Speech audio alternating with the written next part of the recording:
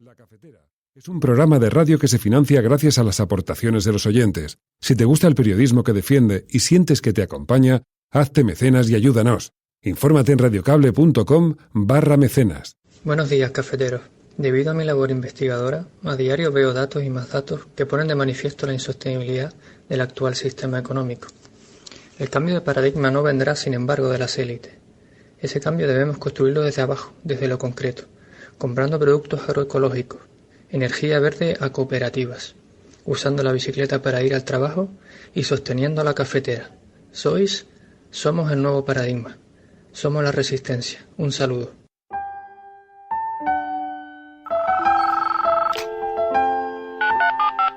Son las 8:30 de la mañana. Las 7:30 en la Casa Museo de José Saramago, en Tías, Lanzarote. Buenos días, mundo. ¿Quieres un café?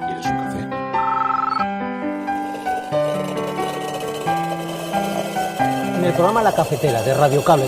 En una entrevista en Radio Cable. Durante 20 minutos en Radio Cable y dice todo lo que van a escuchar. Esta mañana en La Cafetera de Radio Cable. Radio Cable, que ha conseguido una auténtica primicia, ha entrevistado esta mañana y ha conseguido situar esa entrevista y lo que le ha dicho en los titulares de todos los digitales. La Cafetera. Dirige Fernando Berlín. Con María Navarro.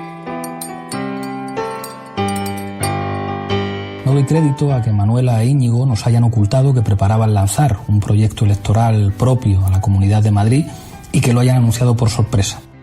El nuevo proyecto de Manuela se parece muy poco al de Ahora Madrid de hace 4 años, pero si ese proyecto y las exigencias de Manuela de decidir su lista del primero al último nombre son la condición de posibilidad para que los corruptos y los reaccionarios no vuelvan a gobernar en Madrid, estamos dispuestos a hacernos a un lado y a no presentarnos a las elecciones municipales de Madrid. Pero con todo el respeto, Íñigo no es Manuela. En la Comunidad de Madrid y en todos los demás municipios de nuestro país, Podemos saldrá a ganar, construyendo con Izquierda Unida y con el resto de aliados, Unidos Podemos y candidaturas municipalistas de unidad. Yo estoy convencido que va a haber una sola candidatura para que Manuela Carmena revalide la alcaldía de Madrid. ¿Con Podemos? Sí, yo creo que sí. Él se ha enterado esta mañana de que yo y Manuela concurríamos juntos a las elecciones y yo soy el candidato de Podemos a las elecciones a la Comunidad de Madrid y a ganar la Comunidad de Madrid, y a la vez voy a concurrir de la mano de Manuela, porque nosotros hemos sido una buena parte del soporte del gobierno municipal. Es que no solo no hay la menor contradicción, sino que lo más importante es que a mí los inscritos de Podemos me hacen una encomienda, un encargo.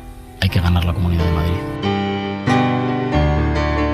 Por eso queremos que este partido, que es un partido del siglo XXI, demuestre que puede hacer política del siglo XXI, pero con los principios y valores que hicieron que mucha gente nos votara en 2011, nos votara en el año 2000, nos votara en el 96, y que esa historia de éxito de España está ligada indisolublemente a la historia de éxito del Partido Popular. Cuando el Partido Popular le ha ido bien, cuando el Partido Popular ha permanecido unido, a España le ha ido bien y España ha permanecido unida. Aquí ya sabemos que Pedro Sánchez, cuando habla, normalmente miente. Ayer mintió en Europa, también haciendo un discurso que es totalmente incongruente con lo que hace en España. Hizo el discurso de que los enemigos de Europa son los populismos y los nacionalismos, y es verdad, pero vemos como el señor Sánchez prioriza las conversaciones, las negociaciones y las fotos con los nacionalistas, con los separatistas, con los que quieren romper España y por lo tanto también quieren romper Europa. Que aunque se materialice el Brexit, vamos a seguir trabajando juntos y vamos a seguir garantizando los derechos laborales, de seguridad social, sanitarios y de todo tipo.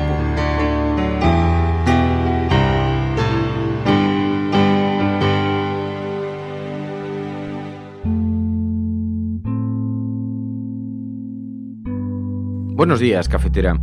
¿Qué es lo que ha sucedido en Podemos para que se produzca la ruptura entre dos líderes tan emblemáticos como Iglesias y Errejón? ¿Hay espacio para que la izquierda se quede dividida en 3 partidos? Quienes se dicen partidarios de Errejón son realmente votantes de Podemos o por el contrario les gusta pero votarán a otros partidos. Lo único que podemos decir con certeza desde la cafetera es que esta es una ruptura que complica mucho la batalla contra las derechas, que ya de por sí se presentaba muy difícil. De un lado, el sector que apoya a Iglesias defiende que Errejón lo que ha hecho es iniciar su propio movimiento político o se ha sumado ambiciosamente al germen de una nueva formación y lo ha hecho sin lealtad a quienes le empujaron, le impulsaron en política ni a su propio partido. Una batalla de ego. Dicen que además habría esperado al peor momento de todos, estando Pablo Iglesias de permiso de paternidad, y creen que con esta patada al tablero estaría buscando una negociación para doblegar a Iglesias y a Podemos y para imponer él los compañeros de viaje en sus propias listas. Dicen en el entorno de Iglesias que quienes apoyan a Errejón, e incluyen en eso a Manuela Carmena, han olvidado que fue Podemos quienes les lanzó en política y advierten de que el apoyo de Podemos sigue siendo necesario para tener alguna opción electoral. De otro lado, el sector que apoya a Íñigo Errejón defiende que lo ocurrido está relacionado con la parte de Podemos que se resiste a que Izquierda Unida se integre de forma arbitraria. Dicen también que hay una parte de Podemos que acusa a Iglesias de ejercer un excesivo poder, especialmente en la confección de las listas, y que se trata de una crisis mayor, pues defienden que hay otra parte de Podemos también que acusa a la dirección de centralismo territorial, argumentando que Madrid no les puede mandar cuando ya se han creído la idea del municipalismo. Cabe la posibilidad, además, de que en los próximos días veamos tensiones similares en Aragón, Valencia e incluso Cataluña.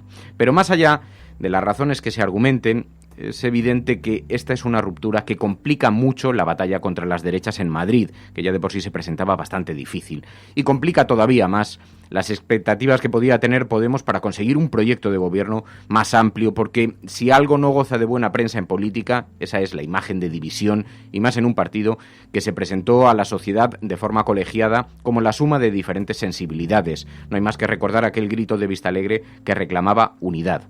Así que la jugada de Errejón es altamente explosiva y a los que ya sabemos con certeza que ha alegrado a esta hora es a los ultras que se frotan las manos soñando con la disolución de lo que un día estuvo llamado a conquistar los cielos.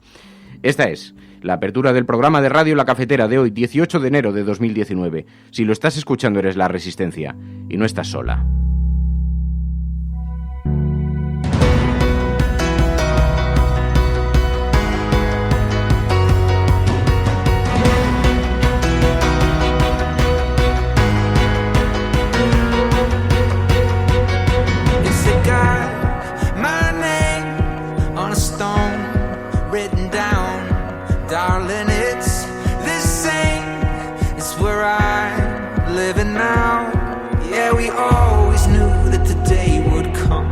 All we had was a spark, but one day soon the sparks all bloom in the chase and back the dark. I'm gonna see you again. Muy buenos días, bienvenidos, bienvenidas al 18 de enero de 2019. Un día en el que las portadas dejarán el recuerdo de una de las peores resacas de cumpleaños de Podemos. Este jueves la formación cumplía 5 años y lo hacía como acabáis de escuchar en el editorial. Hoy los medios copan sus portadas, abren sus portadas con la disputa Errejón-Iglesias.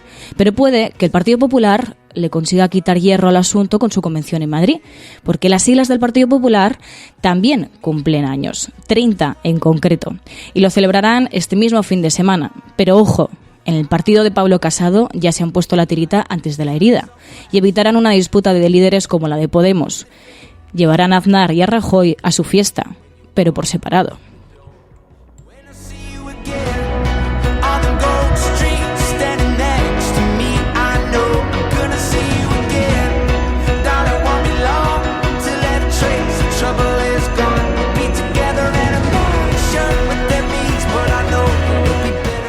Bueno, veo que ya estáis en el chat del programa, estáis comentando, hay distintas opiniones. Además, he de decir que nos han llegado muchos audios de oyentes comentando y debatiendo sobre este tema que genera tanta polémica y que genera tanto debate, así que los escucharemos a lo largo del programa. Hablaremos de estos y otros temas, hablaremos a lo largo del programa, pero también hoy es viernes y como cada viernes analizaremos la prensa internacional con Pilar de la Peña y la película de la semana, El huevo de la serpiente.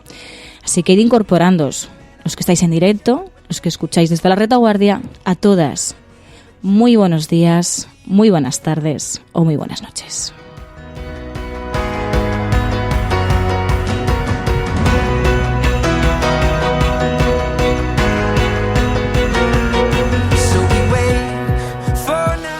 Bueno, ya hacemos el saludo oficial a quienes os habéis levantado pronto para estar en directo. Ya veo por aquí a la tía Faustina que se pregunta si resistiremos. También está por aquí Villasur, Frank Zappa, Sideralcat, S. Broker, Fran del Pino, Wildwise, Alberto Martínez, Cloud, Pablo, estamos María, Mamen Paez ya está también por aquí, Tribilingo. Hoy habéis madrugado, hoy se nota que el tema va a dar bastante que hablar. El hashtag del programa, también podéis participar con el hashtag La Cafetera se pudo. Almohadilla, La Cafetera se pudo. Con este hashtag que ya es trending topic podéis ir comentando y debatiendo sobre lo que vamos a ir contando, pero también hay que recordar que programas como este son posibles gracias a las aportaciones de mecenas como Geray, que nos enviaba ese cálido mensaje desde Italia que escuchabais al principio del programa. Así que nada, hechos los saludos, los agradecimientos, si os parece, comenzamos.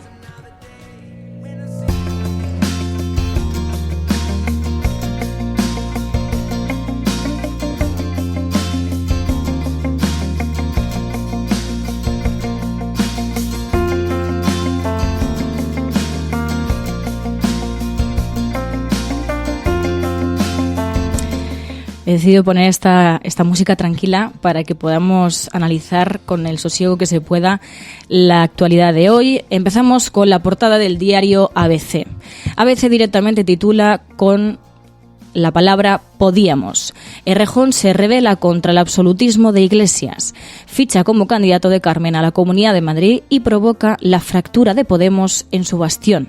El líder del partido, tocado y triste, desprecia al cofundador de la formación Íñigo no es Manuela.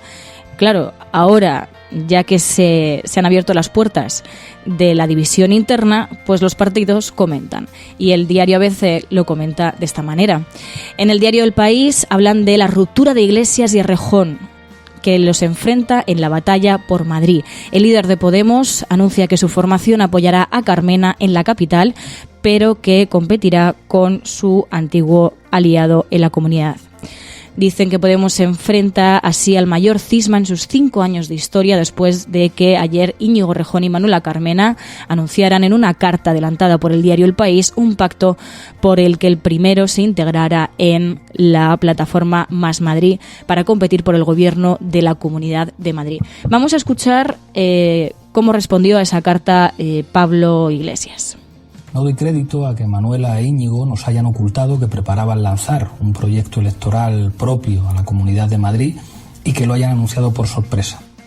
El nuevo proyecto de Manuela se parece muy poco al de Ahora Madrid de hace 4 años, pero si ese proyecto y las exigencias de Manuela de decidir su lista del primero al último nombre son la condición de posibilidad para que los corruptos y los reaccionarios no vuelvan a gobernar en Madrid, estamos dispuestos a hacernos a un lado y a no presentarnos a las elecciones municipales de Madrid. Pero con todo el respeto, Íñigo no es Manuela. En la Comunidad de Madrid y en todos los demás municipios de nuestro país, Podemos saldrá a ganar, construyendo con Izquierda Unida y con el resto de aliados, Unidos Podemos y candidaturas municipalistas de unidad. Y lo seguiremos haciendo con la sociedad civil y con la gente. Vamos a seguir trabajando para cambiar las cosas.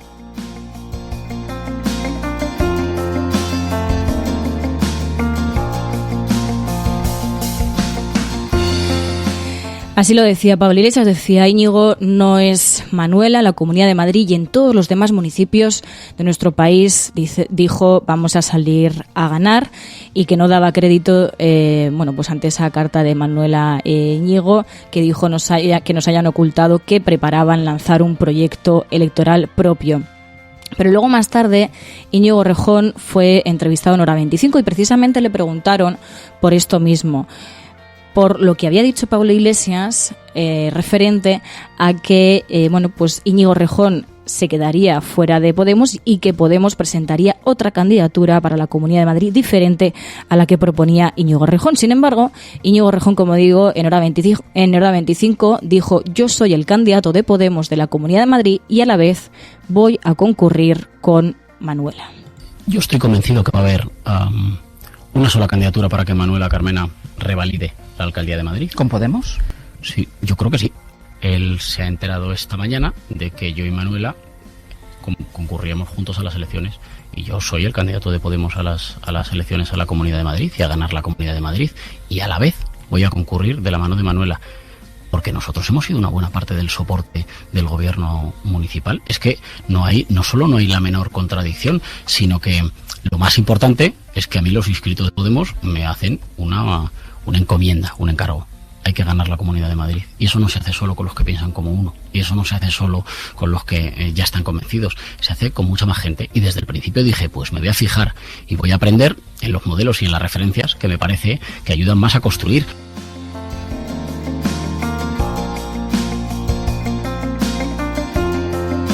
Bueno, en esto hay diversidad de opiniones. Hay quienes estáis, estáis más de acuerdo con la posición de Rejón, otros que estáis con la posición de Pablo Iglesias, pero es verdad que lo que sí que veo por lo que estáis comentando aquí en el chat es que todos concluís en que estas disputas no ayudan nada de cara a las elecciones a Podemos. De hecho, nos enviabais varios audios. Por un lado, Kaidon nos decía: Más Madrid se ha organizado a espaldas de la democracia. Buenos días, cafetera. Respecto a lo que está ocurriendo ahora mismo en la Comunidad de Madrid con la plataforma de Más Madrid, creo que se está pasando por alto que este partido se ha organizado de espaldas a la democracia. Manuela Carmena e Íñigo Errejón han sido personas que han sido votadas en primarias y que han sido colocadas en ese lugar gracias a los votos de muchas personas. Sin embargo, ellos han decidido que para organizar sus candidaturas la democracia no importaba, y era mucho mejor imponer sus listas, pactar en los despachos y pactar desde arriba en lugar de apoyarse en la democracia interna, como ocurrió con Ahora Madrid y las listas que llevaron a la alcaldía a Manuela Carmena. Lo cual es terrible para la izquierda. Esto es un malísimo ejemplo. Un saludo.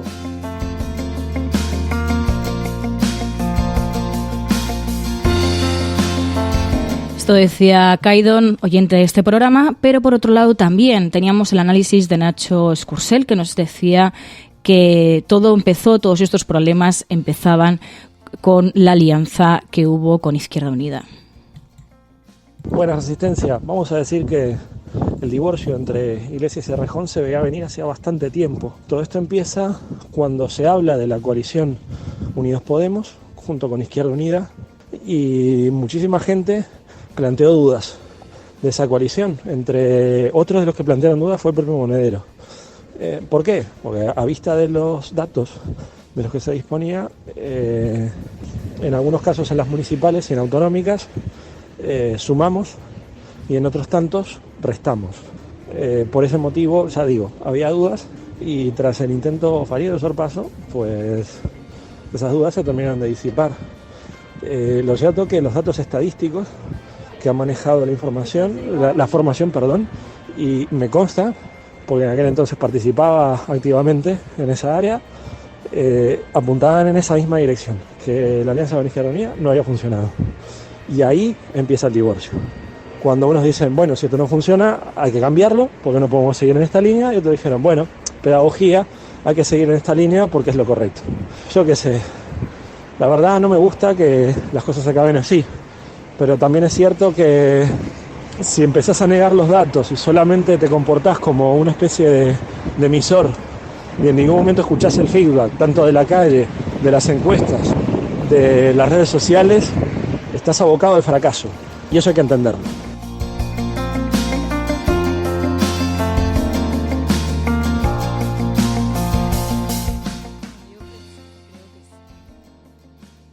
En lo que sí que estamos de acuerdo es en lo que dice Carlos, ¿no? Que dice, se han hecho las cosas muy mal, ha habido bastante torpeza, sobre todo porque, bueno, pues digamos que se vuelven a limpiar los trapos sucios de cara a la galería, así que veremos cómo de cara hacia adentro se consiguen limpiar y cómo sale también de todo esto esta formación. También, en otro orden de cosas, el diario El País también dedicaba un espacio Bueno, cómo el Partido Popular debate su futuro 30 años después de la refundación de Fraga. Seguiremos hablando del caso de Podemos a medida que vayamos analizando las siguientes portadas, pero es verdad que en el diario El País también hablan de otros temas, en este caso, pues eso, de que el Partido Popular debate su futuro 30 años después de la refundación de Fraga. El partido inicia hoy la convención que busca el rearme ideológico y, de hecho, como escuchábamos al principio, escuchábamos a Teodoro García del Partido Popular hablando de que el Partido Popular ha evolucionado mucho en estos 30 años y además parece que sin saberlo como que estuviese dando lecciones a un partido como Podemos, porque hablaba de la unidad del Partido Popular como partido. Es un momento para reencontrarnos con las ideas y los principios que siempre hemos defendido. El Partido Popular ha evolucionado mucho durante estos 30 años. Las personas han cambiado durante estos 30 años, pero los principios permanecen. La libertad, la defensa de la unidad de España, la defensa de los bajos impuestos, la defensa de la soberanía nacional por encima de todo, la defensa de la igualdad de todos los españoles ante la ley, vivan donde vivan, son principios que no han cambiado en estos 30 años, pero sí las personas que los hemos defendido. Por eso queremos que este partido, que es un partido del siglo XXI, demuestre que puede hacer política del siglo XXI, pero con los principios y valores que hicieron que mucha gente nos votara en 2011, nos votara en el año 2000, nos votara en el 96, y que esa historia de éxito de España está ligada indisolublemente a la historia de éxito del Partido Popular. Cuando el Partido Popular le ha ido bien, cuando el Partido Popular ha permanecido unido, a España le ha ido bien y España ha permanecido unida.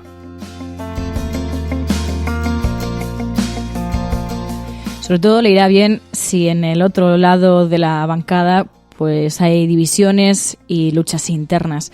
También en el diario El País hablaban del Brexit y decían: el pulso entre Corbyn y May impide hallar una salida para el Brexit. Y aquí la ministra Valerio hablaba, pues intentaba dar cierta tranquilidad ante el Brexit a los españoles que viven allí en Reino Unido y también a los ingleses que viven aquí en España. Reino Unido y España tienen una relación tan intensa, tan larga y tan sólida que, aunque se materialice el Brexit, vamos a seguir trabajando juntos y vamos a seguir garantizando los derechos laborales, de seguridad social, sanitarios y de todo tipo, tanto de los españoles y españolas que están residiendo y viviendo y trabajando en el Reino Unido, como de los cientos de miles de británicos que tenemos viviendo en este país. Por lo tanto, tranquilidad.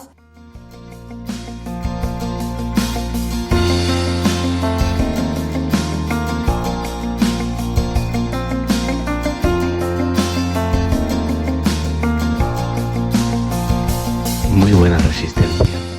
Siempre consideré que Podemos era como el Partido Socialista de los años 70 hasta el 82, con ese tándem de Guerra con González que podía verse en Pablo Iglesias y Errejón. La ruptura definitiva de Pablo Iglesias y Errejón pone de manifiesto que el ego era más importante que el proyecto, a diferencia de lo que pasó con el PSOE de los años 80.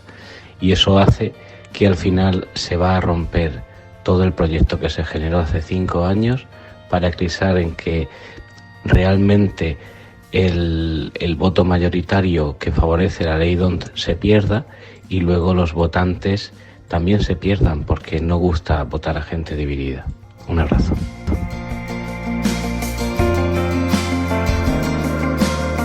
Buenos días, resistentes. Quería feminizar la política y se han perdido en una lucha de machitos. Esa es mi opinión sobre lo que pasa en Podemos. Un abrazo para todas.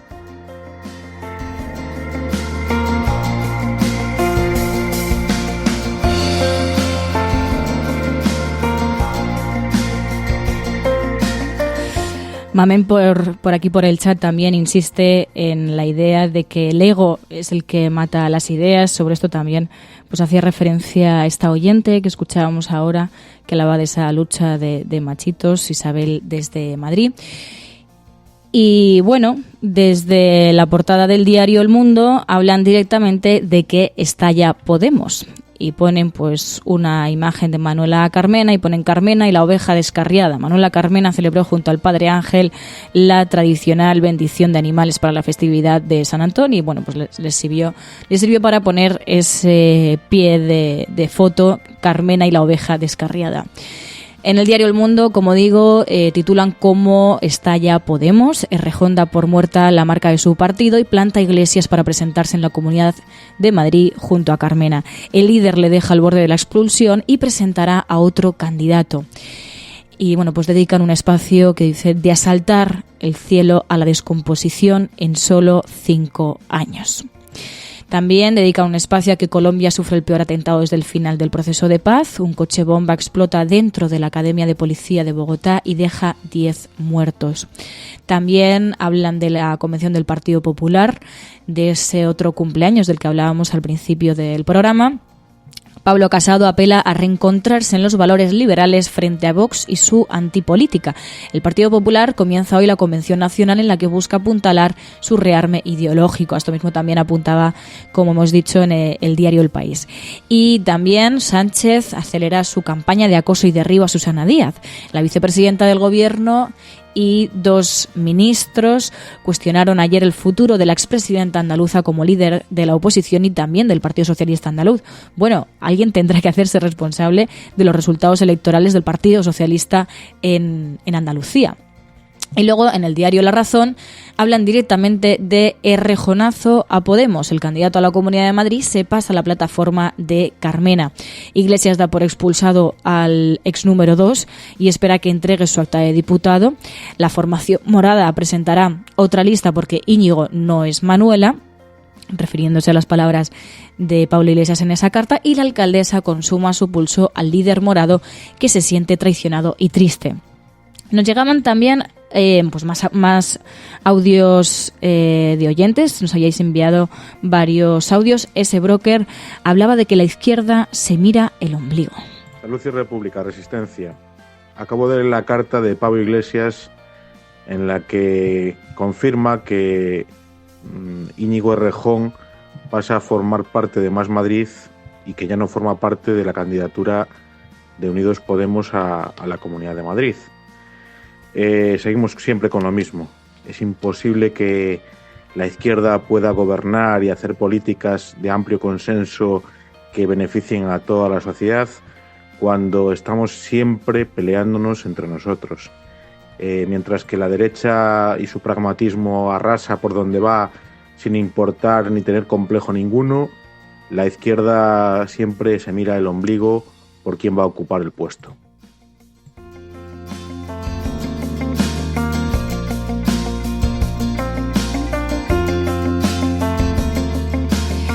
De hecho, también hacíais la reflexión por Twitter sobre qué pesa más, si los votos de toda una formación o el poder de los liderazgos, ¿no? Tenemos el hashtag La Cafetera se pudo, almohadilla La Cafetera se pudo, y veo que ya estáis comentando también por este hashtag. Por aquí dice Filosofía Perdida. Muy buenos días. Estáis haciendo aquí varios análisis. También nos llegaba el análisis de Paco desde Madrid.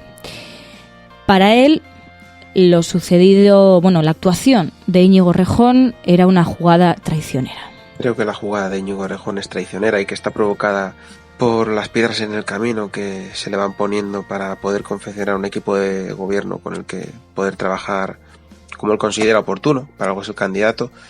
Y por otro lado, creo que si Podemos puede mirar a otro lado con Manuela, lo ideal sería que mirase para otro lado también con Errejón. Sé que es una putada, que hay que tragar el orgullo, pero sería la mejor manera de conseguir el máximo de votos para sumar con el PSOE y podernos hacer con la comunidad, que es muy complicado.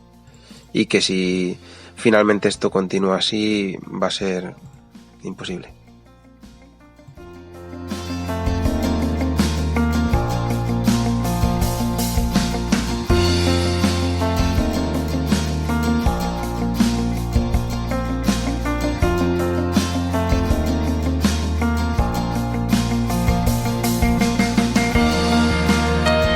Claro, habláis de la división de la izquierda, de cómo también esto pues va a volver los focos que estaban en la extrema derecha, señalando, aunque fuese mínimamente, a la extrema derecha y alertando, aunque fuese mínimamente, del ascenso de la extrema derecha, y ahora llega la división de la izquierda para copar todo el protagonismo. Pero es que además esto lo definía muy bien Gerardo TC en Twitter. Decía: la ultraderecha viene de camino. ¿Qué hacemos? ¿Nos peleamos entre nosotros? Buena idea. Precisamente esto es lo que está ocurriendo. Ya digo, a lo mejor tienen suerte y como este fin de semana se celebra la convención del Partido Popular, pues consiguen pues desfocalizarse a lo largo de este fin de semana. Pero parece que esto va a ir para largo porque no tenemos tan lejos las elecciones en la Comunidad de Madrid. Y esto va a dar bastante que hablar y tendrán bastante que hablar. Pero también vamos a irnos hasta las portadas de los digitales para ver qué es lo que van contando, qué visión van dejando, y también vamos a hablar de otros temas.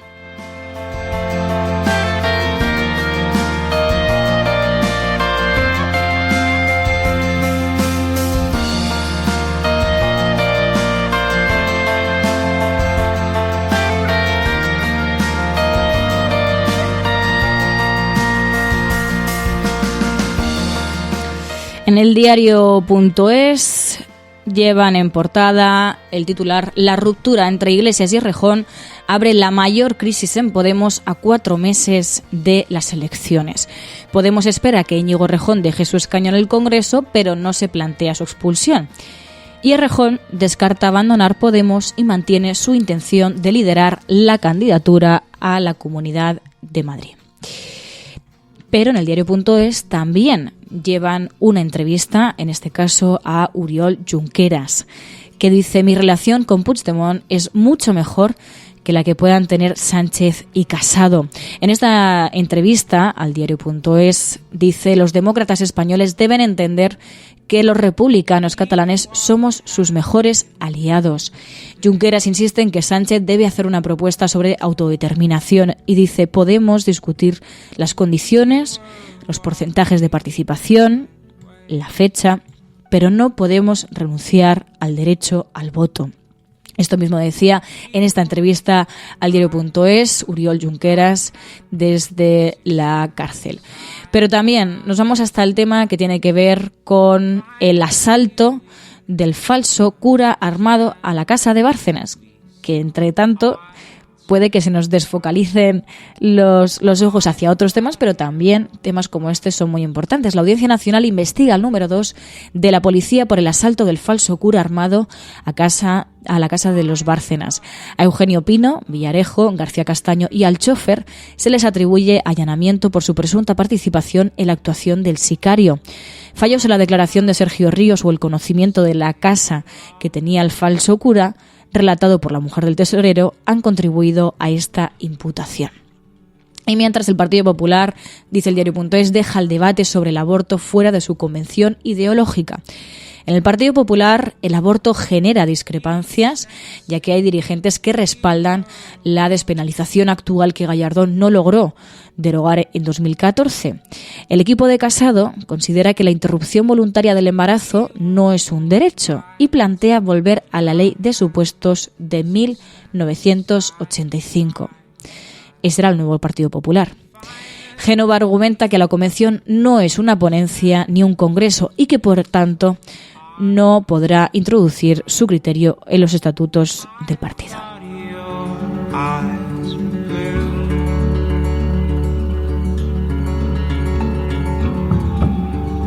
I thought your lies were true.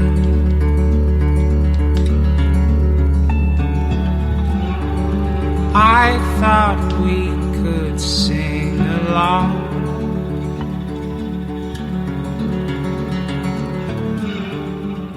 Si nos vamos hasta la portada del diario público.es, también llevan el caso de Podemos, pero también en concreto una intervención de Ione Belarra, diputada en el Congreso de Unidos Podemos, una intervención en el programa En la Frontera, en la que asegura a los militantes les agota que no se respete el mandato de la unidad. Esto fue lo que dijo en referencia a lo ocurrido con Podemos en el programa En la Frontera y que ha recogido Público.es.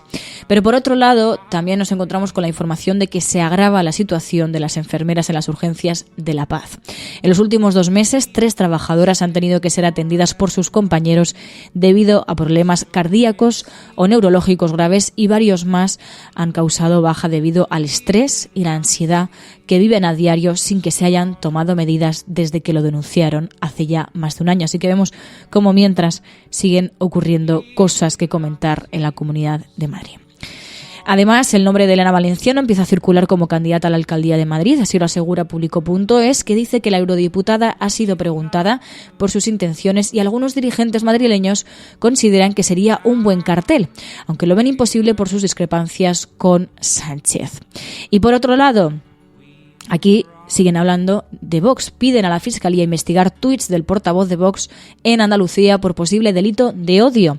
Los escritos, entregados por la organización gallega Xuntos Actúa ante la Fiscalía General del Estado, incluyen mensajes sacados de las redes sociales de Francisco Serrano y de Santiago Abascal. Así que veremos en qué queda todo esto.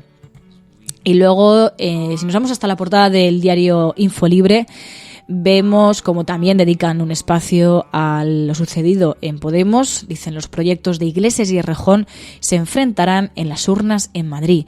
La ruptura entre ambos dirigentes es la confirmación de un alejamiento personal y político que se inició en 2016 y que quedó reflejado en el Congreso de Vistalegre II. El nuevo escenario nace plagado de incógnitas. ¿Se presentará la plataforma de Errejón en otros municipios de Madrid además de la capital? ¿Cómo financiará su campaña? ¿Habrá fuga de cargos de Podemos hacia Más Madrid? Por eso decía, va a haber mucho que hablar y seguramente sigan protagonizando las portadas de este país. Pero por otro lado, también dedica un espacio al Partido Popular. Rajoy regresa a un acto de un Partido Popular tomado en 6 meses por el aznarismo. El expresidente del Gobierno reaparece en la convención con la que Casado pretende el rearme ideológico del Partido Popular y el nuevo líder del partido se ha rodeado de perfiles que fueron muy duros en sus críticas a la gestión de Mariano Rajoy. El Partido Popular llega así a su convención dividido sobre cómo actuar para frenar a Vox. El grueso de los cargos regionales, provinciales y locales consultados coinciden en que las elecciones se ganan por el centro y piden a Casado que no se acerque a Vox. La dirección nacional defiende que son los principios y valores tradicionales del Partido Popular los que dan la victoria en las urnas y también destaca en esta información que la presencia de Rajoy y Aznar servirá para contrastar de forma gráfica el choque de modelos, la presencia de ambos, pero por separado. Además, nos hemos encontrado con esta información de que el Partido Socialista vota en Extremadura junto a Partido Popular y Ciudadanos para exigir un nuevo 155 en Cataluña. Todo esto desde Extremadura. Los 3 partidos señalan que la bilateralidad con Cataluña sitúa al resto de autonomías en una posición de subordinación en asuntos que a su juicio deben ser abordados de forma común. Se insta también al Ejecutivo Autonómico a reivindicar el proceso de la transición española y las leyes, acuerdos y consensos que surgieron del mismo, así como a rechazar cualquier tipo de revisionismo de esta época. Y también, por último, en la portada del diario Infolibre destacan que Gobierno y Generalitat estiran el diálogo sobre el diálogo a un mes de la votación de los presupuestos en el Congreso. El independentismo quiere una mesa para hablar sobre autodeterminación y el Gobierno insiste en que el único diálogo posible es sobre la ampliación del Estatuto en el marco de la Constitución. Ambas partes tratan de definir un marco compartido antes de empezar a hablar, condicionadas por un calendario plagado de citas incómodas, el juicio del procés y la votación de los presupuestos.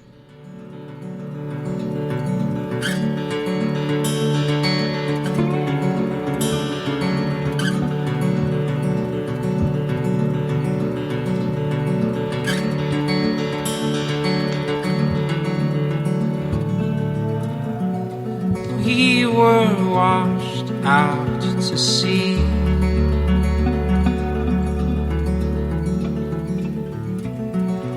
Oh my love, I cried, hold on to me.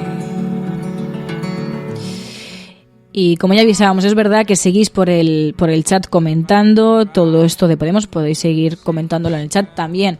Recordamos el hashtag La Cafetera se pudo, almohadilla La Cafetera se pudo.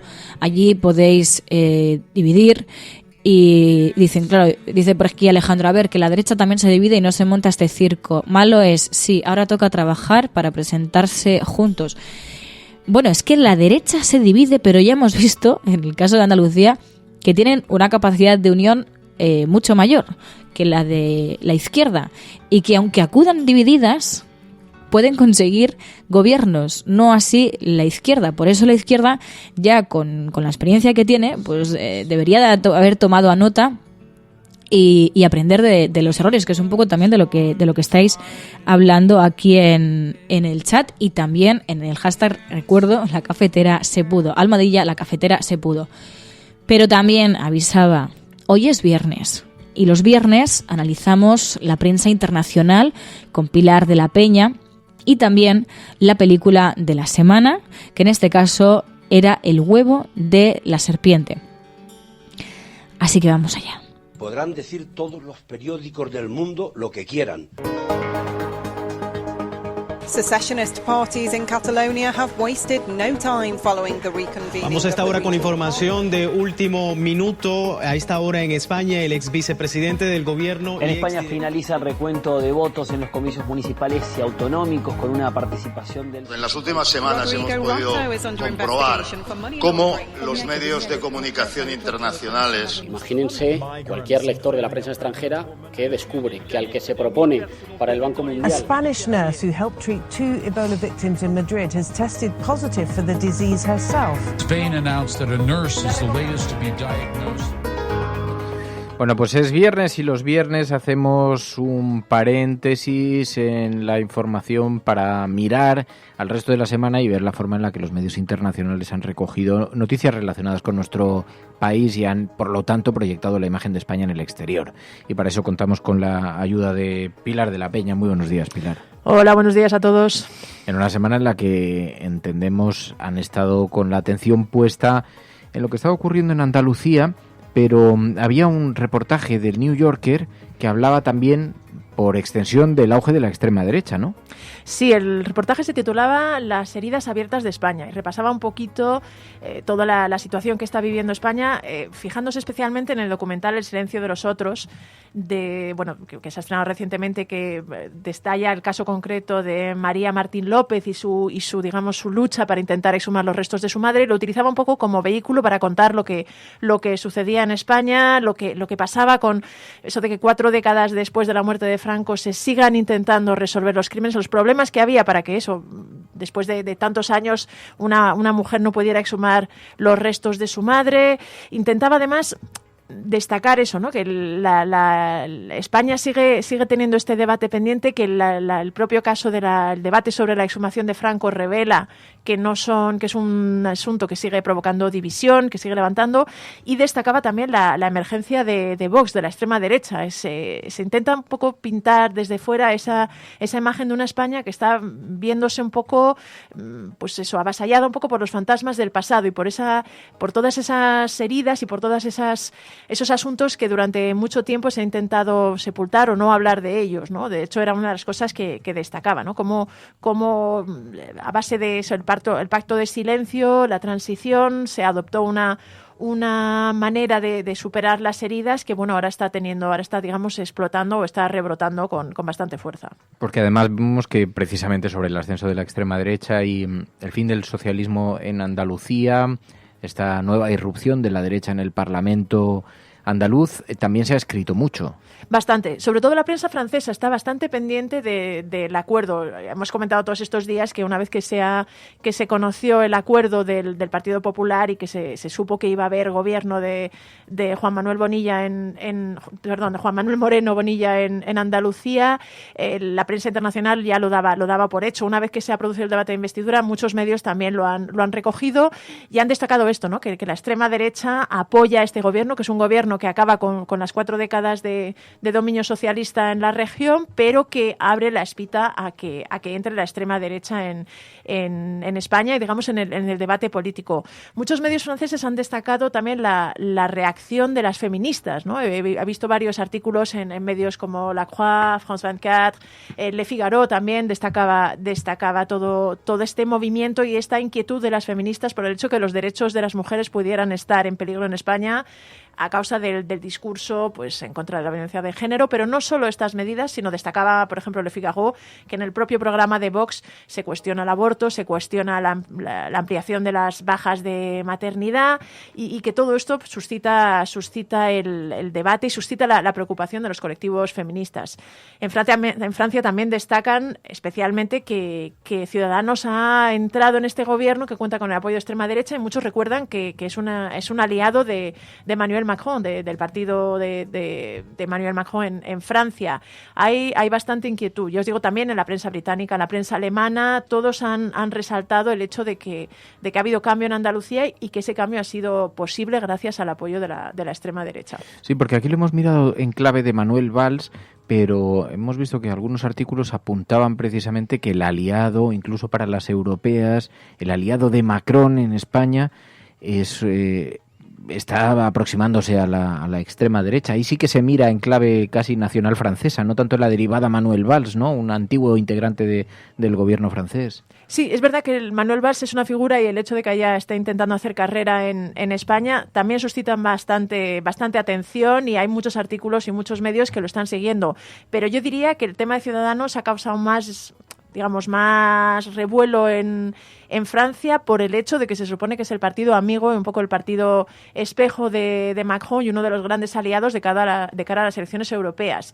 Libération, por ejemplo, se hacía eco de las reticencias de la ministra, me parece que lo comentamos la semana pasada, ante el pacto de la advertencia de que, pactar con la extrema derecha era un asunto peligroso y contra el que alertaba. De momento no ha habido oposición y no ha habido una gran declaración de cambio de posición con respecto a Ciudadanos, pero sí es verdad que en los medios franceses lo han hecho notar y lo han puesto sobre el papel.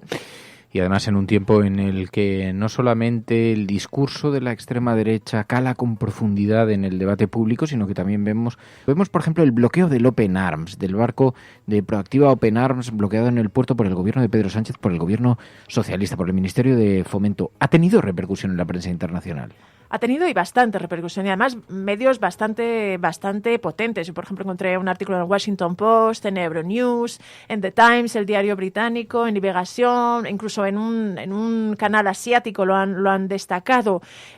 Lo que ha llamado la atención es el hecho de que el barco de rescate de inmigrantes, después de que España se significara por digamos, una visión diferente, una política de mayor acogida o, digamos, más sensible hacia los inmigrantes, que haya reaccionado con este bloqueo. La mayoría de los medios citan la versión de Open Arms, aunque varios anuncian que han intentado hablar con el Ministerio de Fomento, que ha confirmado el bloqueo temporal del barco en Barcelona. Dan un poco los detalles de que además el buque de Open Arms llegó y se le permitió atracar a finales de diciembre con 310 o 311 refugiados que había traído de Libia, y se destaca un poco la acusación o, digamos, la justificación del gobierno español de que al haberse cerrado los puertos de Italia y Libia, el barco de Open Arms no puede desembarcar a los refugiados en el puerto más cercano, como exige la normativa internacional. Pero sí es verdad que hay una cierta incredulidad y un cierto cuestionamiento de que esto sea realmente un motivo. Y, por ejemplo, había un diario suizo, Le Matin, que hablaba de giro político de Pedro Sánchez, ¿no? Que ha llamado la atención esto, que después de ser, digamos, el líder político que se significó por apostar por una visión diferente, ahora haya optado por esta medida. Y, por ejemplo, Libération también destacaba que este tema de las ONGs haciendo un poco el trabajo de rescate en el Mediterráneo cada vez se estaban viendo más recortadas y atacadas por distintos gobiernos, ¿no? Destacaba, por ejemplo, que el Aquarius había dejado de navegar porque no conseguía tener un pabellón de respaldo, que un barco alemán que hacía el mismo trabajo también había sido bloqueado, y ahora con Open Arms se alertaba un poco de esta situación, ¿no? Que se eliminan los testigos y sobre todo se eliminan en el Mediterráneo los barcos que hacían el trabajo humanitario y el trabajo de salvar vidas.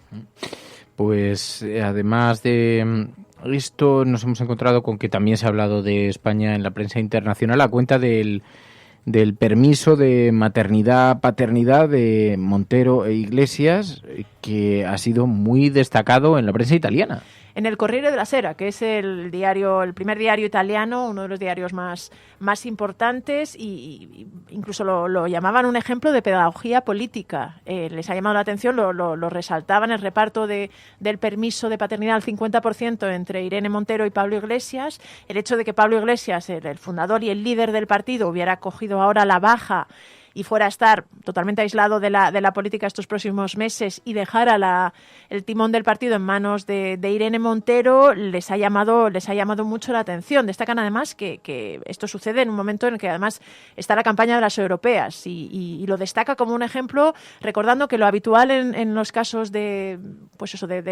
que una pareja tenga un hijo es que la madre se vea penalizada, y que esto podía haber sido un golpe especialmente duro para la carrera de Irene Montero, entre otras cosas porque además han tenido gemelos prematuros y todo esto. Por eso ponía de relieve y destacaba el hecho de que Pablo Iglesias hubiera aceptado cumplir la mitad de la baja y repartirse los papeles, ¿no? Sí se fijaba y destacaba también que el caso de la pareja de Pablo Iglesias y Irene Montero estaban utilizando sus vidas y sus situaciones un poco para esto, para hacer pedagogía política, decía, ¿no? Los comparaba un poco con algún caso italiano, se hacía incluso eco del apelativo de Montesias con el que juntan los apellidos, pero venía a decir que era algo así como la novedad estética más sorprendente de la política europea. Y otra lectura que hacía que era interesante era que este hecho de que Irene Montero fuera a estar al frente del partido de Podemos en este momento concreto podía incluso ser una ventaja y un buen escaparate de cara al 8 de marzo, por ejemplo, de cara a ser Irene Montero la que va a llevar un poco la voz cantante en el hecho de combatir a Vox y la extrema derecha, digamos, la lucha o digamos las políticas de Vox para intentar laminar o cuestionar la violencia de género. El hecho de que fuera una mujer al frente de Podemos la que le plantara cara podía a la postre incluso beneficiar al partido. Y luego en la prensa internacional hemos visto como dos bancos, el Santander y el BBVA, por razones muy diferentes, pero tenían esta semana también su espacio en los medios internacionales, ¿no? El Santander a cuenta de un fichaje frustrado que ha tenido bastante repercusión en los medios internacionales, y el BBVA por estas conexiones con Villarejo que están siendo investigadas ahora y que han sido muy destacadas en los medios internacionales, ¿no? Salían bastante recogidos. El tema de Villarejo y el BBVA solo he encontrado una referencia en el Financial Times, lo que pasa que es el Financial Times, y destacaba, se hacía eco del comunicado del propio banco anunciando una investigación interna, pero recogía y se hacía eco de las acusaciones de espionaje corporativo, el hecho de que el BBVA hubiera contratado a una empresa de Villarejo presuntamente para espiar a empresarios, incluso a miembros del gobierno de Zapatero. Lo tocaban y lo resaltaban como un caso bastante llamativo. Es verdad que ponían el foco en la reacción del banco y en el anuncio que se había abierto una investigación interna e incluso externa. Pero es verdad que el caso empieza a tener eco y nada menos que en el Financial Times. Y luego el asunto del Santander sí que ha tenido mucho eco, no solo en la prensa económica, sino incluso en el New York Times, en el The Guardian, lo han recogido multitud de medios, por el hecho de esa especie de fichaje frustrado, fichaje al más alto nivel. Andrea Orcel, que le llaman el banquero de inversión más famoso de Europa, iba a convertirse en el nuevo CEO del Banco Santander. Era un fichaje estrella para llevar el banco, anunciado por la propia entidad española, y al final el banco ha dado marcha atrás ante la posibilidad de tener que pagar el bonus millonario de 50 millones que tenía pactado este banquero con su anterior entidad, con la VS Suiza. Esto, el Financial Times, por ejemplo, decía que este giro de 180 grados o esta marcha atrás del Santander había asombrado a la industria. Algunos decían que le había dejado al banco con la cara roja por el hecho de tener que dar marcha atrás. Otros medios, por ejemplo el New York Times o el Wall Street Journal, decían que era un caso que volvía a poner de manifiesto la polémica que hay con los sueldos de los altos ejecutivos. Es verdad que esto es un asunto que en Estados Unidos no llama tanto la atención, pero en Europa hay un gran debate al respecto, ¿no? Y, por ejemplo, al poco de conocerse esta noticia, el corresponsal aquí en España del New York Times destacaba cómo es posible. A mí lo que me llama la atención de este caso es que el UBS, un banco suizo que incluso necesitó ayuda del Estado, pudiera comprometerse a pagar un bonus de 50 millones a un solo individuo. Por eso también algunos medios han destacado eso, ¿no? La decisión del Santander de considerar injustificable e inasumible este coste para un fichaje individual. Y se destacaba un poco eso, que quizá podía haber en Europa un cambio o al menos un mayor escrutinio y un cambio en esta tendencia de los bonos y de la remuneración de los altos ejecutivos que en cierta forma pues se cuestiona. Y en otras noticias no relacionadas con nuestro país, pero que hayan tenido protagonismo en la prensa internacional, las votaciones, entiendo, por el plan de Theresa May para el Brexit. Ha sido sin duda el tema estrella toda la semana por todo lo que supone para la propia Theresa May, para el propio Reino Unido y para Europa, ¿no? Es decir, de hecho es verdad que se daba por hecho que iba a perder la votación, como así sucedió. La mayor parte de los medios en el Reino Unido hablaban de humillación y de derrota histórica.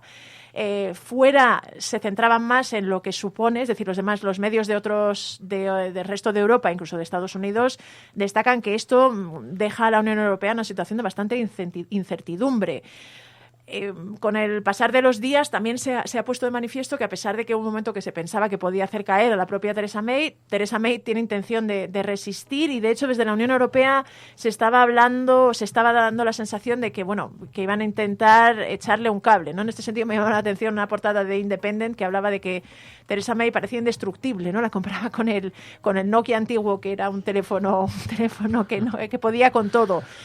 Hay que recordar que desde la Unión Europea se lanzan muchos mensajes alertando de que esto puede significar la salida del Reino Unido sin acuerdo y un caos absoluto. En este sentido están poniendo pasos y están dando, digamos, facilidades para intentar que se pueda reconducir.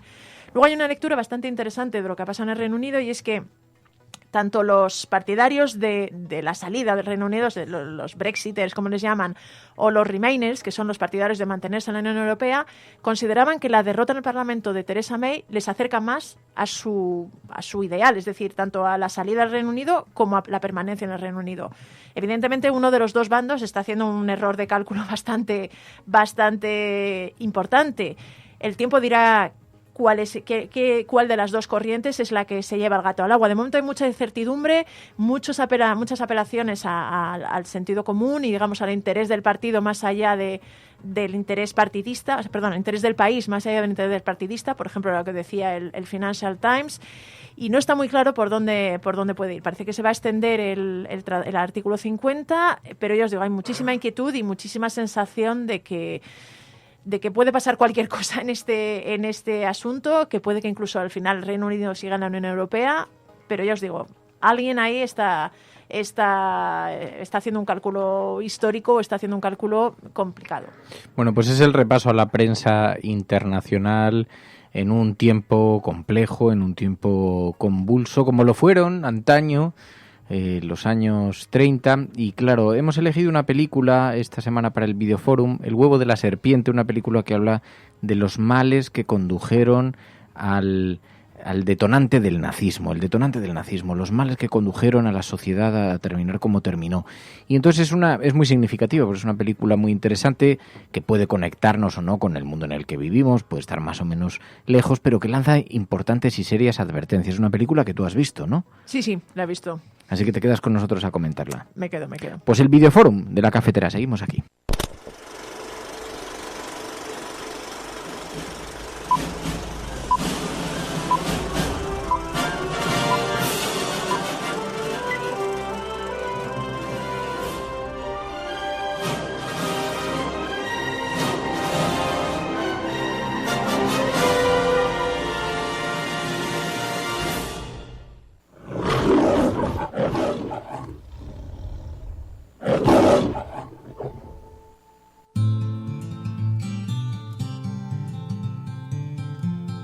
Mira lo que viene en el periódico esta mañana.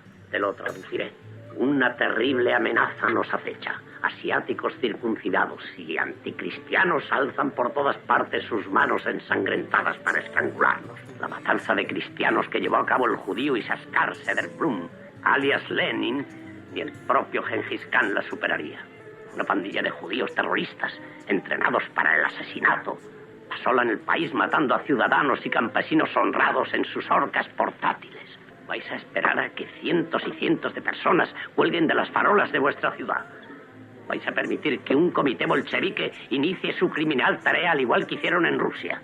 ¿Queréis andar tropezando con los cadáveres de vuestras mujeres y de vuestros hijos? Nuestra existencia actual es una pesadilla. ¿Quieres dinero? Yo te puedo prestar. Aquí hay miles de millones. Tómalos, no me hacen falta. ¿Por qué no hablas algo, Abel? No es más que una artimaña política. Los judíos son tan estúpidos como los demás. Si un judío se busca líos, allá él. Se complica la vida porque es un estúpido. Yo no pienso serlo más, no espere que me metan líos.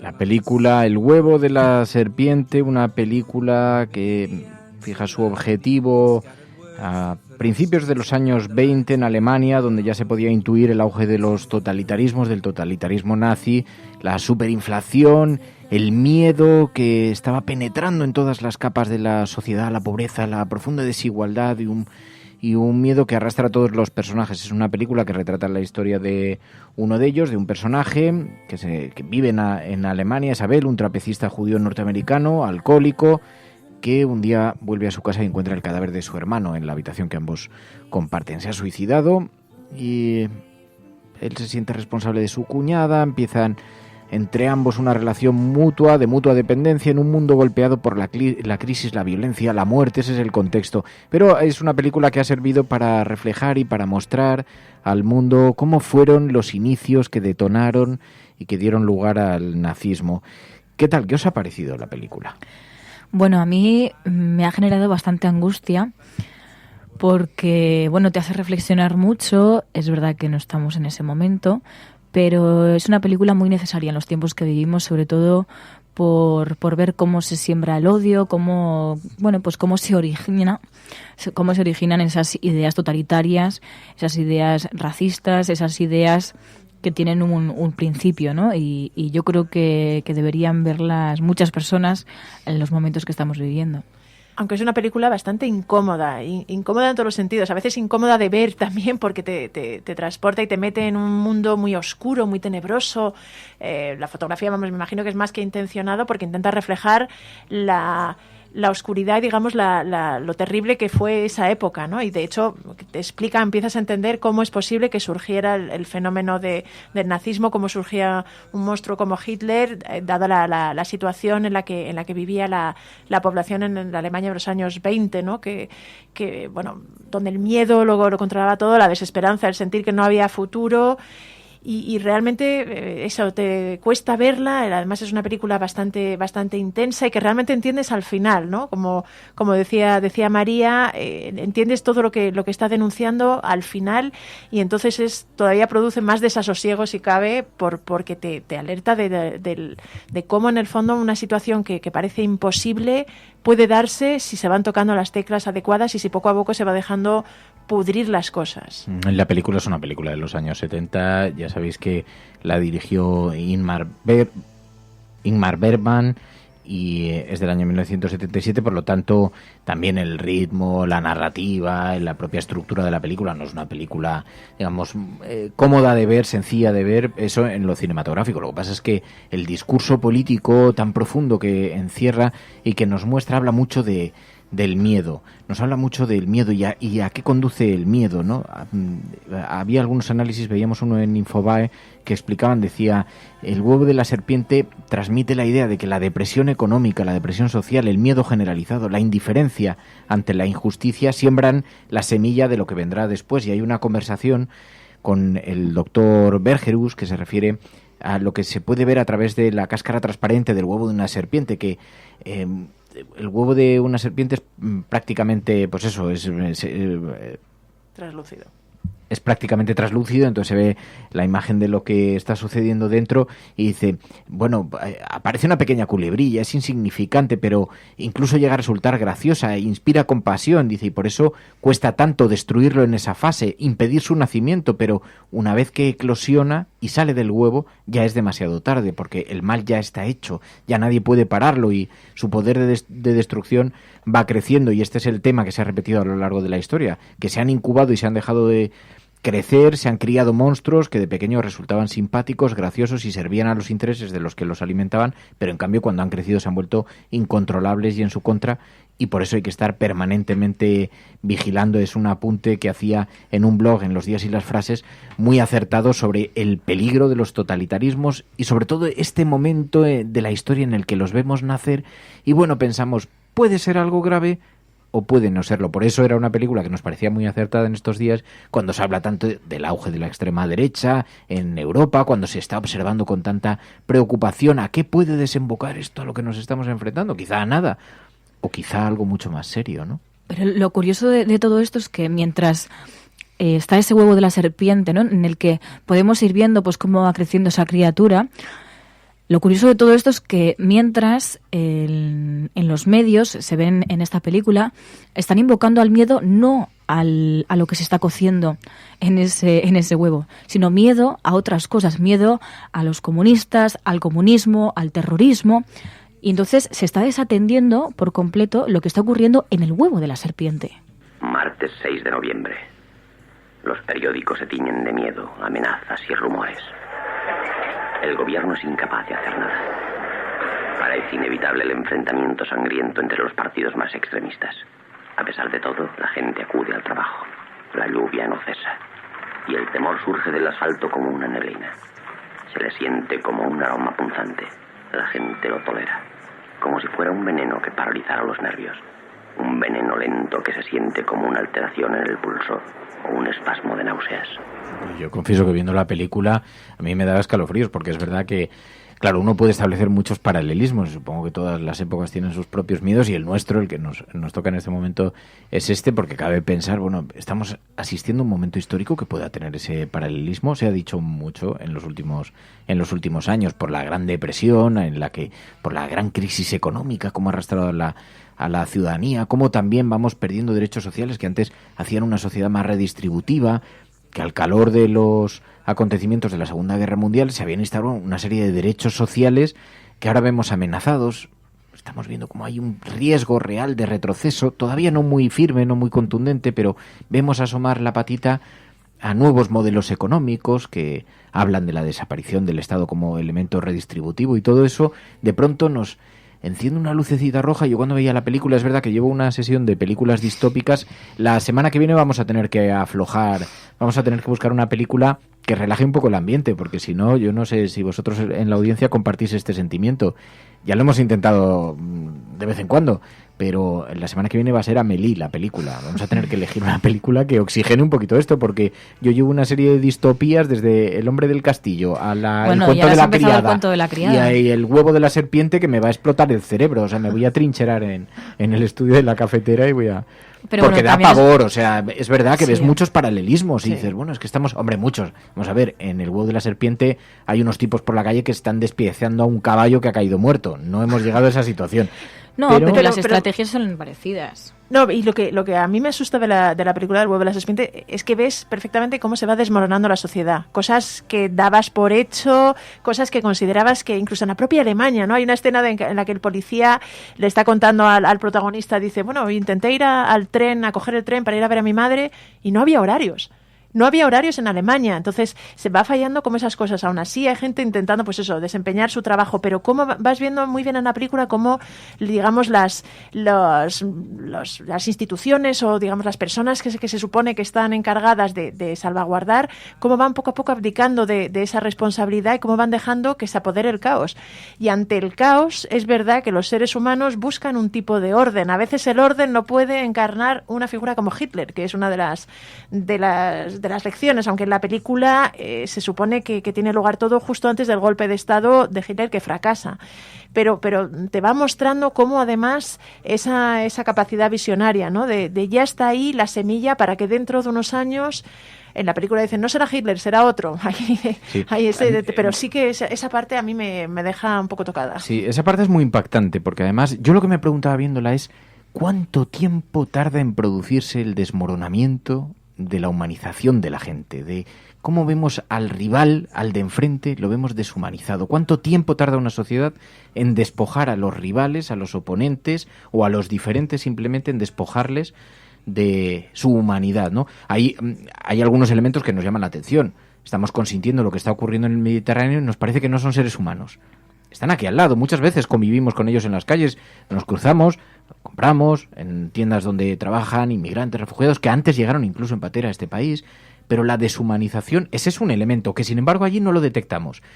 ¿Cuánto tiempo tardaremos en verlo más bien instalado en la vida cotidiana? Es decir, ya no en el rival, sino en el vecino, ya no en el inmigrante, sino en la persona que defiende una idea política diferente a la tuya. Y eso sí me preocupa, porque yo pensaba que el desmoronamiento de una sociedad se producía muy despacio. Pero muchas de estas películas lo que retratan es que estos desmoronamientos pueden producirse muy rápido y que el odio al de enfrente se puede producir muy rápido. Y hay una explicación que hacen que es bien interesante, y lo digo porque cuidado con las ideas y con los fanatismos, ya lo hemos comentado aquí muchas veces con otras películas y con motivo de otras informaciones, pero es que se puede producir en poco tiempo, pero sobre todo en una generación o en medio de una generación. A ver, mira esa fotografía. Mira a toda esa gente. Son incapaces de hacer una revolución. Están demasiado humillados. Tienen demasiado miedo. Están derrotados. Pero dentro de 10 años, los que ahora tienen 10 tendrán 20. Los que ahora tienen 15 tendrán 25. Al odio heredado de sus padres sumarán su propio idealismo, su propia impaciencia. Alguien surgirá que plasme sus sentimientos en palabras. Alguien les prometerá un futuro. Alguien les planteará exigencias. Alguien les hablará de grandeza y sacrificio. Los jóvenes sin experiencia gestarán su valor y su fe a los cansados y vacilantes. Solo entonces habrá una revolución. Y nuestro mundo se derrumbará entre sangre y fuego. En 10 años, no más, esas gentes crearán una nueva sociedad sin paralelo en la historia del mundo. Claro, es verdad que este caso, esto no es un documento histórico, esto es una película escrita después, a posteriori. Alguien analiza en un guión y dice, ya verán en 10 años lo que ocurre. No es que hubiera alguien, aunque había indicios que evidentemente podemos conectarlos, pero esto es la falacia del historiador, que das por supuesto que quienes tomaban una decisión en el pasado lo hacían conociendo el resultante del futuro. Pero sí que es verdad que la reflexión es muy poderosa. Hoy los adultos de mañana hoy tienen 10 años. Y todas las percepciones sociales que están recibiendo, todo el contexto, todos los fantasmas que se les está despertando, a día de hoy son niños, pero algún día serán adultos y serán guiados por alguien. Sobre todo es eso, ¿no? Lo que plantea la película, o esa reflexión del médico, que además es uno de los personajes más perversos y casi más más preocupantes de toda la película, pero lo que hace ver es eso. Alguien llegará y les dará una respuesta o les dará una esperanza. A veces puede estar muy mal enfocada. Yo estaba pensando un poco en cómo se explica o cómo se intentó explicar el auge de personajes como Donald Trump, como Bolsonaro. Es verdad que han sido capaces de conectar con una sociedad desmoralizada, con una sociedad que no veía futuro, y les han conseguido darles una respuesta. Y eso es lo peligroso. ¿A quién sigues y cómo en situaciones de tanta desesperanza los seres humanos pueden subirse al carro de ideas que no sabemos dónde terminarán? Bueno, yo creo que el problema de todo esto y el miedo que da esta película es que ves que las estrategias se repiten, ¿no? Y cuando ese salvador o esos salvadores quieren confrontar a la sociedad, pues ¿cómo lo hacen? Bueno, pues la confrontan contra el migrante, lo confrontan contra el empoderamiento de las mujeres, lo confrontan contra el colectivo, por ejemplo, LGTBI. Es una manera de confrontar a la sociedad para liderar una verdad absoluta en la que no hay violencia de género, hay igualdad en el colectivo entre el colectivo LGTBI y el que no lo es. Plantean una realidad totalmente paralela. Y el problema de todo esto es que, insisto, yo creo que el problema de todo esto es que no nos estamos centrando en el miedo al fascismo, nos estamos centrando en el miedo al de al lado, miedo al migrante, miedo al empoderamiento de la mujer, miedo al empoderamiento del colectivo LGTBI. Y es un poco lo que nos quieren hacer ver. Y no nos estamos dando cuenta de que mientras nos están colando unas ideas totalmente fascistas. Bueno, era lo que hablábamos un poco con lo de Andalucía. Se han intentado buscar explicaciones casi mágicas sobre el resultado electoral y muy probablemente todos esos miedos estarían muy matizados si en lugar de encontrarnos en la salida de una crisis económica que ahora se nos anuncia como la puerta de una nueva crisis económica, nos encontramos en una situación pues de una economía boyante, creciente, y una situación de una cierta confortabilidad. Probablemente la sociedad asumiría muchos más cambios, asumiría mucho más compromiso con el inmigrante, mucho más tal. Hay un cierto miedo que lo que provoca es una reacción, y todo lo reaccionario lo que mira es hacia atrás, buscando la respuesta en lugar de mirar hacia adelante, ¿no? Entonces es como una vuelta al pasado que busca en certezas de aquellos que las podían prometer y no en experimentos por si acaso los riesgos son mayores, ¿no? Pero luego que decías, ¿cuánto tiempo tarda la sociedad en cambiar, ¿no? Tarda en haberse esos cambios, en producirse, en dejar de ver al otro como ser humano. Yo con esto, lo que pasa últimamente en Andalucía, también me he cuestionado qué rápido parece que entran algunos mensajes, porque el tema de la violencia de género, la violencia contra las mujeres, era una cosa muy asentada en España, que estaba fuera del debate, se daba por asumida, y sin embargo, con un par de pinceladas aquí y allí, Vox ha conseguido que vuelva a cuestionarse, que vuelva a estar en discusión, que se vuelva a hablar de ello. Incluso el tema del matrimonio homosexual. España es probablemente de los países de Europa y del mundo más tolerante, y donde la población lo asume y lo acepta con mayor naturalidad, y sin embargo lo están intentando volver a poner la espita para que se vuelva a cuestionar. Yo no sé si lo conseguirán, pero me llama la atención que esté ya en el debate, que haya sido tan rápido ese clic, ¿no? Ese giro. Bueno, también está en el debate porque ha entrado en la agenda política y ha intentado entrar en un acuerdo de investidura. Pero le hemos dejado. También el problema es que también venimos ya avisando de que hay responsables públicos que no lo están siendo, que no están haciendo de responsables públicos y responsables políticos. Yo creo que hay muy poca conciencia de los efectos que pueden tener la irresponsabilidad, ¿no? O sea, y esto, pero no solamente afecta a los responsables políticos, afecta a la prensa, afecta a los ciudadanos, porque hemos visto algunos mensajes. Yo creo que uno de los grandes males de la humanidad ha sido la generalización. Todos los judíos son iguales, todos los alemanes son iguales, todos los andaluces son iguales, todos los catalanes son iguales, todos los árabes son iguales, y la generalización conduce a los peores males de la historia de la humanidad, y lo hemos comprobado una y otra vez, porque en la generalización, en la brocha gorda, no caben los matices. Evidentemente no todo el mundo es igual.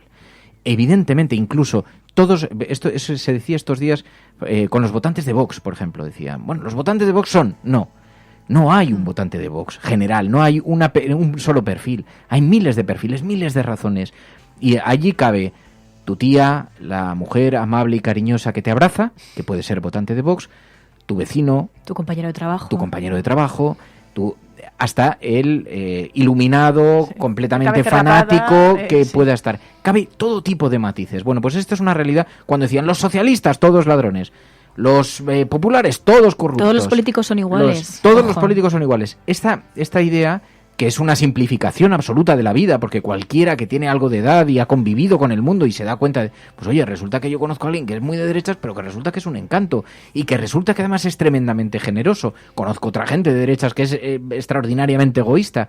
Es que no todo el mundo es igual. Es que el ser humano es muy complejo, y la generalización nos ha conducido a los peores males. Y todos hemos sido víctimas de la generalización. Porque es incluso fácil. Porque es fácil, porque ayuda a ofrecer una explicación sencilla. Pero esto es lo mismo, y lo hemos advertido, por ejemplo, lo que estaba ocurriendo en Cataluña también. Generalizar.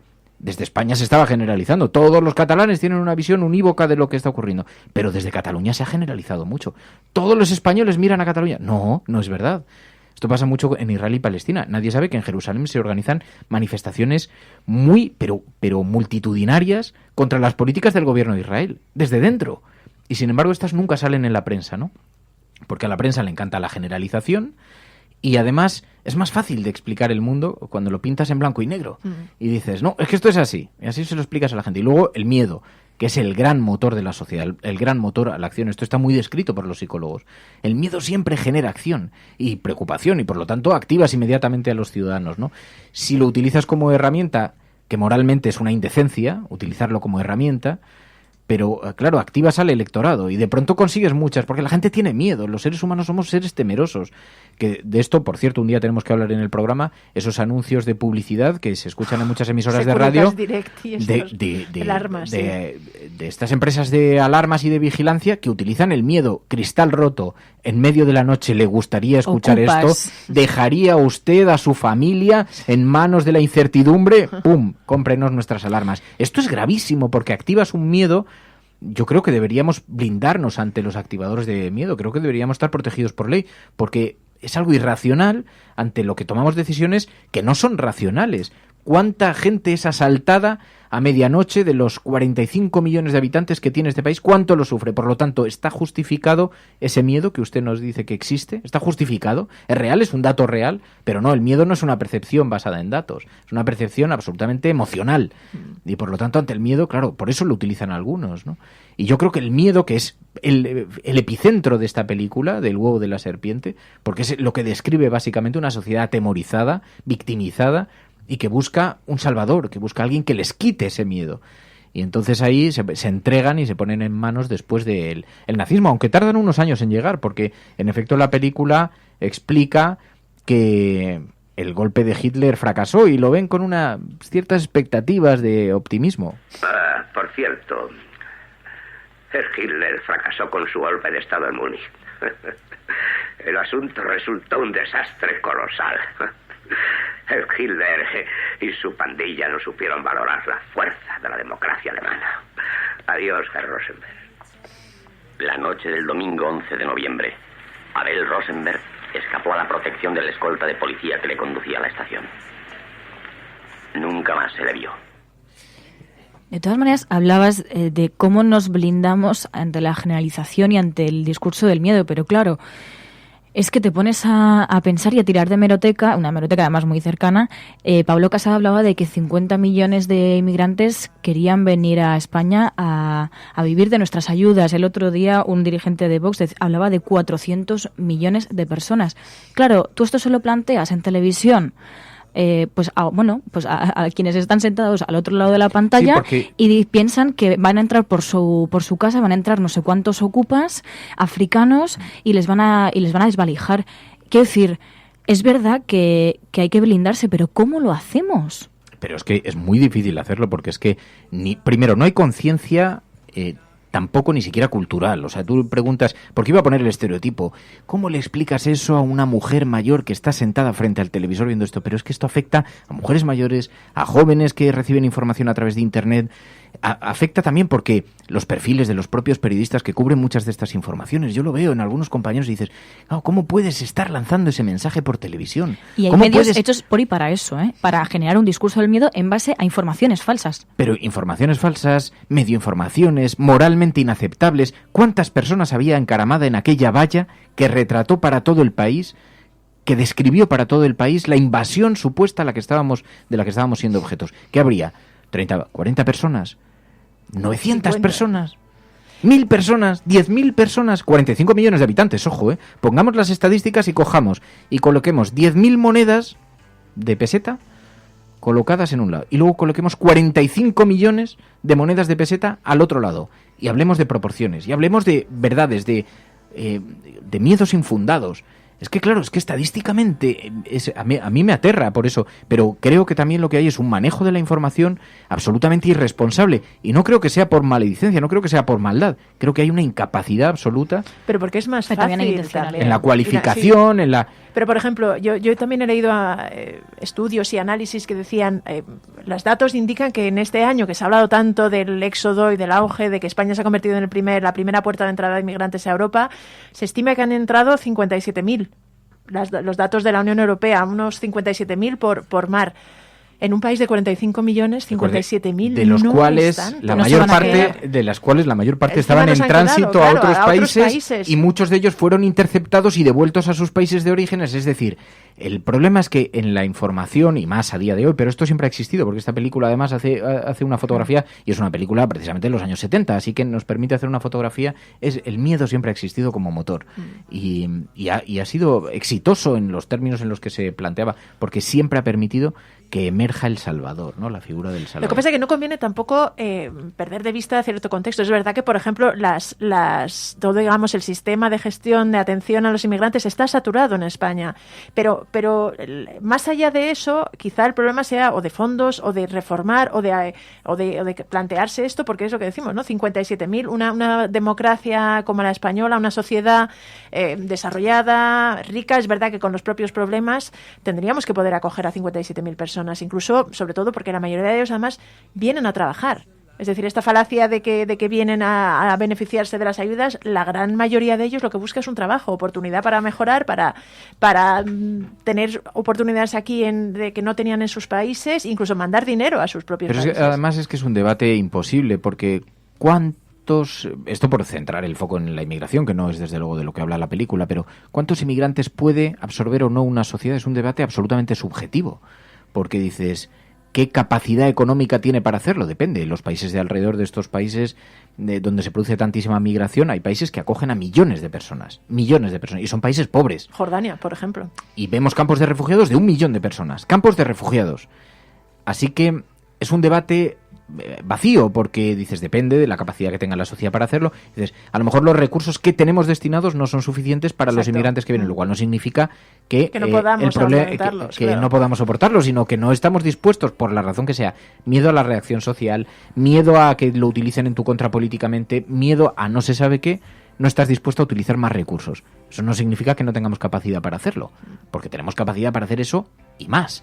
Y aquí la cuestión, pero yo ni siquiera centraría el debate, porque eso es exactamente lo que están persiguiendo. Meter el debate, colocar el foco en cuánto quiere la sociedad, cuánto no quiere la sociedad, porque el miedo es gratuito. No, es que es una imposición, es que las leyes nos obligan. Las leyes europeas nos obligaron a absorber un número de refugiados que no hemos acogido. Ilegalmente. Nos hemos saltado la ley y hemos incumplido nuestros compromisos internacionales. Punto. Entonces, ese debate ya se ha tenido. ¿Quién lo ha tenido que tener? Los técnicos. ¿Qué capacidad tiene cada país? ¿Dónde entran más? ¿Cuánto tiempo pueden estar? Eso ya lo han tenido. Y tú tendrás que cumplir la ley, lo que estás obligado. Y no lo hemos hecho. Entonces, para mí es el primer paradigma, porque si no, entramos exactamente en el debate que quieren, que es, ¿los servicios están saturados? No, los servicios están saturados, no. Es que tienes que mejorarlos. Es que si un centro de salud solo caben 10 personas, claro que va a estar saturado, en cuanto vayan 15. El problema es que a lo mejor tenía que tener capacidad para absorber a 300. Y la sociedad tiene que entender que es parte de su compromiso internacional, ¿no? Entonces, pero ya entramos en un debate que es subjetivo. Pues claro, lo que yo diga, pues a mí es que me parece que 15 son muchos. ¿Y a usted pero usted qué tiene que decir? ¿Usted quién es para decir si 15 o 20 son muchos o pocos? Claro, pero esa persona habría que decirle, y si usted se encontrase en esa situación, ¿le gustaría que una persona decidiese sobre si usted entra o no entra en un país? Es que nosotros hemos salido hace muy poco, hemos sido emigrantes. Nos hemos ido a Reino Unido, nos hemos ido a Alemania, nos hemos ido a Suiza, nos hemos ido a muchos países en los que nos han acogido y en los que hemos estado trabajando. Y parece mentira que tengamos la memoria tan corta. A lo mejor lo que tenemos muy corto es el conocimiento, que es a lo mejor lo que tendríamos que ampliar. Porque se habla mucho de cifras, de cuántos podemos acoger, de cuántos debemos acoger, de quién tiene que decidir cuántas personas se acogen. Ya, pero es que son personas, es que no hay discusión. Es que nos estamos encontrando con que hay gente que se está jugando la vida en el mar. ¿Quién va a decidir si le salvan o no? Que es un poco lo que decía Óscar Camps esta semana. Es que yo no puedo decidir que de estas 30 personas solamente voy a acoger a mi barco a 10 personas. Pero esto que es, son personas.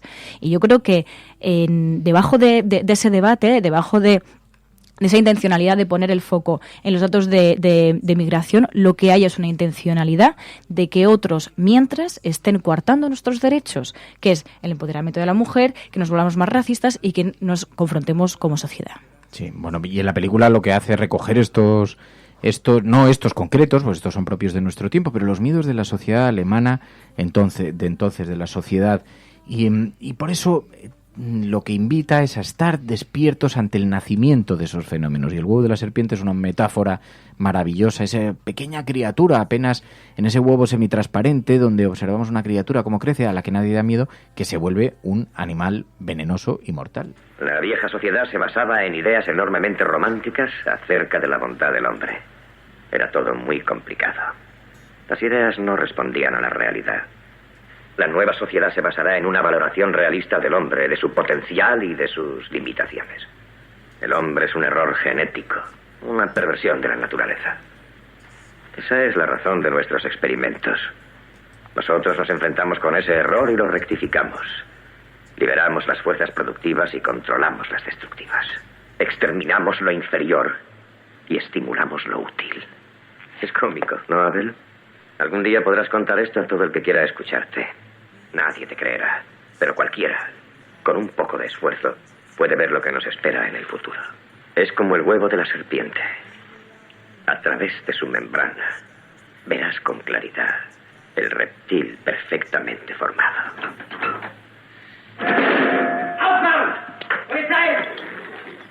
Buenos días, cafetera. Mi comentario acerca de la película El huevo de la serpiente va en dos planos. En el primero es un poco el mensaje central de la película acerca de que el nazismo pues tiene unos orígenes muy claros, que es en esa crisis en la que se enfrentó Alemania durante la República de Weimar al término de la Primera Guerra Mundial.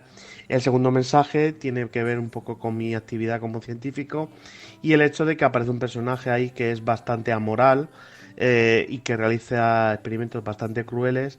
Y bueno, suelo decir que tanto ahora como incluso en el pasado la ciencia no es como la presentan ahí. Sí es cierto que durante el nazismo hubo esos experimentos llevados a cabo por algunos científicos nazis, pero la mayor parte de esos experimentos, como por ejemplo los llevados a cabo por el doctor Mengele, no sirvieron absolutamente para nada. Son, desde el punto de vista científico objetivo, son inútiles. Hay otra parte que sí, que se está llevada por otro tipo de personajes, en los cuales se habla más de la resistencia, por ejemplo, los pilotos de aviación, que también se terminó aplicando, por ejemplo, a los astronautas, y esos experimentos sí que tienen sentido. Pero en el global de los experimentos realizados a los seres humanos, la inmensa mayoría no sirvieron absolutamente para nada, únicamente para producir dolor. Únicamente quería dejaros otros apuntes. Buenos días a todos y saludos desde Nueva York. Porque es que además, claro, allí descubre a un científico que está experimentando con seres humanos, les hace todo tipo de perradas, les inyecta narcóticos que los vuelven completamente locos o les hacen sufrir la tortura de un niño permanentemente llorando, una mujer que se vuelve completamente loca. Entonces, en diferentes experimentos que hace ese científico que va rodando, eso se muestra en la película y que sirven para mostrar quizá el lado más oscuro del ser humano, tanto por el científico que lo promueve como por el resultado de esos experimentos, que los ves y es pavoroso, y que sufre en cierta forma también el propio protagonista de la película, ¿no? Sí, el personaje del médico es especialmente sádico, especialmente inquietante, porque además no entiendes muy bien el objeto de esos experimentos. Es decir, es verdad que él va adelantando el hecho de una sociedad como la del nazismo que, digamos, elimina lo que considera inferior y trata de reforzar lo que considera superior, ¿no? La raza aria, el superhombre, pero estos experimentos no parecen tampoco tener mucho sentido, más allá de comprobar cómo es, hasta dónde es capaz de soportar el sufrimiento un ser humano. También, además, apela a cosas biológicas, ¿no? Es decir, efectivamente, casi cualquier persona, si tuviera que estar con un niño 24 horas seguidas llorando, o si le privas de sueño, o si le inyectas una serie de drogas, pues bueno, las reacciones son bastante obvias. Unos aguantarán menos, unos aguantarán más, pero parece bastante evidente. Luego hay una reflexión que hace el científico que da un poco la medida de hasta qué punto es un personaje sádico. Dice, estaba pensando quemar todos los resultados de mi investigación, pero he pensado que no, que como va a venir la policía, que lo archiven y que en algún momento alguien puede sacar provecho de estos experimentos, que realmente no sé cómo te deja eso. Bueno, yo creo que además anticipa con lo que hemos comentado ya antes, ¿no? De dentro de 10 años puede haber una revolución con el odio que se está sembrando de generación en generación, Y sí, o sea, yo creo que explica muy bien pues esa idea tan tenebrosa cuando dice lo de exterminamos lo inferior y estimulamos lo útil, ¿no? Como si se pudiese, bueno, como si lo que él considera útil pues fuese lo que tuviese que ser en un futuro en esa sociedad, y desgraciadamente pues así es, ¿no? Da mucho miedo sobre todo porque más o menos acaba acertando en lo que ocurriría pues eso, aproximadamente 10 años después. No sé, yo creo que el sentimiento que te deja, sobre todo las palabras del doctor, es de total angustia. A los pocos años, la ciencia pedirá esos documentos y continuará nuestros experimentos a escala gigantesca. Nos hemos adelantado a nuestro tiempo, Abel. Tenemos que ser sacrificados. Es muy lógico. Dentro de pocos días, quizá mañana, las fuerzas nacionalistas de Alemania del Sur tratarán de rebelarse al mando de un increíble idiota llamado Adolf Hitler. Será un fracaso colosal. Herr Hitler carece de capacidad intelectual y de método. Ignora qué tremenda fuerza está a punto de desatar. El día que estalle la tormenta, será barrido como una hoja seca. Pero en algo acertaba, aunque no en el diagnóstico. Era tal el miedo que había en la sociedad alemana que la chispa de Hitler prendió con mucha más fuerza de lo que jamás imaginó. Un tipo, digamos, con una inflación de inteligencia muy seria. Así que, y sin embargo, consiguió pues arrebatar de humanidad a los alemanes y condujo a Alemania a la tragedia que conocimos, ¿no? Pero en fin, bueno, una gran película. La semana que viene mucho más relajada, elegiremos una película que es Amélie, una película que nos va a permitir oxigenar mucho más, hablar también de la bondad humana y de la ingenuidad y con una perspectiva un poquito más simpática de la vida. Artística también. Artística, y así podemos disfrutar un poquito y no tanto con el miedo como motor de acción, que en este programa no nos gusta. El miedo no nos gusta, Pai. No nos gusta nada. Sí que no. Pero bueno, la película en todo caso es una grandísima lo combatiremos. O por lo menos lo denunciaremos y para intentar que todo el mundo esté pendiente de hasta qué punto son peligrosos los efectos. Pues nada, ya podéis ver este fin de semana la película Amélie y podéis enviar también vuestras notas de audio al WhatsApp del programa, el 627-002-002. Y nada, pues aquí terminamos el análisis cafetero. Que tengáis muy buen fin de semana. La Cafetera es un programa de radio que se financia gracias a las aportaciones de los oyentes. Si te gusta el periodismo que defiende y sientes que te acompaña, hazte mecenas y ayúdanos. Infórmate en radiocable.com/mecenas. Constant rains that seep right through you on the days you're coming down. Maybe relying on horizons where the skies they fill with diamonds. Ain't surprising that the love that you have lost is in your mind.